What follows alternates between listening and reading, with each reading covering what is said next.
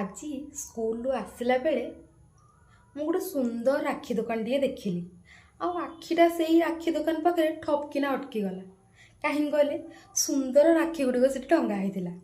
ଆଉ ରାକ୍ଷୀ ଗୁଡ଼ିକ ଦେଖି ସାରିଲା ପରେ ମୋ କାନରେ ଗୋଟେ ସୁନ୍ଦର ମିଠା ଶବ୍ଦଟିଏ ଗୁଞ୍ଜରିତ ହେଲା। କ'ଣ କହିଲେ ସେଇଟା? ପାଗିଲି, ତୁ ଏଥର ରାକ୍ଷୀ ବାନ୍ଧିବାକୁ ଯିବୁନି କି? ହଁ, ପାଗିଲି କିଏ ଡାକନ୍ତି କହିଲେ? ମୋ ଅଜାପା, ମୋ ପ୍ରିୟର ମଣିଷ। ଯେତେବେଳେ ଅଜାପା ଏଇ କଥାଟି ଆସି କହିଦିଅନ୍ତି, ସେତେବେଳେ ପୁରା ସାଙ୍ଗମାନଙ୍କ ସହିତ ସ୍କୁଲରେ ଡିସ୍କସନ୍, କାହାର କେତେଜଣ ଭାଇ ଅଛନ୍ତି, ରାକ୍ଷୀରେ କିଏ କ'ଣ ପାଇବ। ତ ମୁଁ ସ୍କୁଲରେ ଆସି ସାଙ୍ଗେ ସାଙ୍ଗେ କହିଦିଏ, ଅଜାପା ମୋ ପାଇଁ ଏଥର ରାକ୍ଷୀ ଧରି ଆସିବ। ଗୋଟେ ମୟୂର ଚୂଳ ଲାଗିଥିବା ରାକ୍ଷୀ ଆଣିବ, ନହେଲେ ସୁନେଲି କଲରରେ ସୁନା ରାକ୍ଷୀ ଯେଉଁଥିରେ ମେରା ଭେୟ ଲେଖା ହେଇଥିବ ସେଇ ରାକ୍ଷୀଟା ଆଣିବ। ତ ଅଜାପା ଖାଲି ଟିକେ ହସି ଦିଅନ୍ତି। ତାପରେ ସବୁଦିନ ଅଜାପା ସ୍କୁଲରୁ ଆସିଲା ପରେ ମୁଁ ବି ସ୍କୁଲରୁ ଆସିକି ପହଞ୍ଚିଥାଏ, ଆଉ ସାଙ୍ଗେ ସାଙ୍ଗେ ଯାଇକି ତାଙ୍କ ବ୍ୟାଗ୍ଟି ଅଣ୍ଡାଳି ପକାଏ। କ'ଣ ଆଣିଛନ୍ତି ଦେଖି? ତ ମୋ ଅଜାଙ୍କର ଗୋଟେ ଭଲ ଗୁଣ ଥିଲା, ସେ ସବୁଦିନ ସ୍କୁଲରୁ ଫେରିଲା ପରେ ଫେରିଲା ସମୟରେ ତାଙ୍କ ଟିଫିନ୍ ବକ୍ସରେ ମୋ ପାଇଁ ପୁରୀ ଶିରା ହଉ, ଆଳୁଚପ ତରକାରୀ ହଉ କି ସିଙ୍ଗଡ଼ା ତରକାରୀ ହଉ, କିଛି ନା କିଛି ସେ ତାଙ୍କ ଟିଫିନ୍ ବକ୍ସରେ ଧରିକି ଆସିଥିବେ। ଆଉ ମୁଁ ସ୍କୁଲରୁ ଆସିକି ଶୋଇ ଉଠିଲା ପରେ ମୋର ସେଇଟା ହେଉଛି ଫେଭରାଇଟ୍ ଟିଫିନ୍।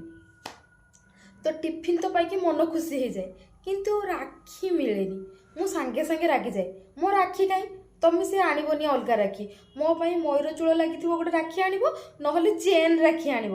କାହିଁକି ନା ଆମ ଛୋଟବେଳରେ 2003, 4, 5 କଥା କହୁଛି, ଚେନ୍ ରାକ୍ଷୀର ଗୋଟେ ଅଲଗା ପ୍ରକାର ଗୋଟେ କ୍ରେଜ୍ ଥିଲା। ତ ସେତେବେଳେ ଅଜାପା କୁହନ୍ତି, ହଉ ଆଣିଦେବି।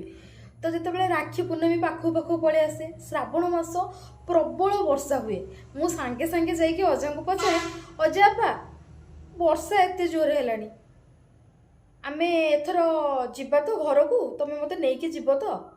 ଅଜାପା ସାଙ୍ଗେ ସାଙ୍ଗେ ହସି ଦେଇକି କୁହନ୍ତି, ଯେତେ ବର୍ଷା ହଉ ମୁଁ ତୋତେ ନେଇଯିବି, ତୋ ଭାଇ ହାତରେ ତୁ ରାକ୍ଷୀ ବାନ୍ଧିବୁ। ଏଇ କଥାକୁ ଆଜ୍ଞା 23 ବର୍ଷ 24 ବର୍ଷ ହେଇଗଲାଣି, 22 ବର୍ଷ। ମୋ ଅଜାପା ଆଉ ମୋ ପାଖରେ ନାହାନ୍ତି। ଦୀର୍ଘ 11 ବର୍ଷ ହେବ ସେ ମୋତେ ଛାଡ଼ିକି ଚାଲିଗଲେଣି। ଏବେ ମୁଁ ବଡ଼ ହେଇଗଲିଣି, ଚାକିରି କଲିଣି, ନିଜେ ରୋଜଗାର ବି କଲିଣି।